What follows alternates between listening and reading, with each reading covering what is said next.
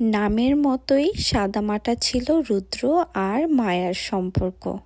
কোনোদিন ভালোবাসি শব্দটা বলেনি কেউ কাউকে, কিন্তু প্রতিটা কাজে ছিল ভালোবাসার গভীর ছোঁয়া। রুদ্র চাকরি করত একটা ছোট অফিসে।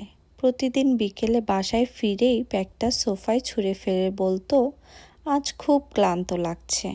মায়া তখন চুপচাপ চা বানিয়ে দিত এক ফালি লেবু দিয়ে, ঠিক যেমনটা রুদ্র পছন্দ করত।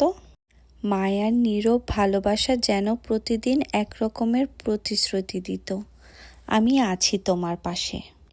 আর রুদ্র, সে তার ভালোবাসা দেখাতো রাতের বেলা মায়ার ওষুধগুলো গ্লাসে পানি দিয়ে এনে দিয়ে।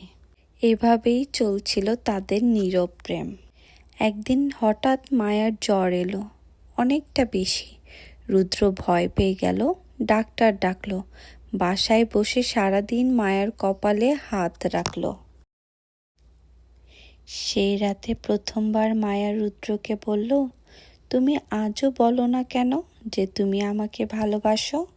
রুদ্র একটু থেমে বলল, যখন তুমি অসুস্থ হও আমার বুকের ভেতরটা ভেঙে যায়। ভালোবাসা কি শুধু কথাই হয়? মায়া চোখ বন্ধ করে একটু হাসল। এই প্রথম তারা দুজনই বুঝল, ভালোবাসা কখনো চিৎকার করে আসে না, চুপচাপ ভালোবাসারও অনেক শব্দ থাকে।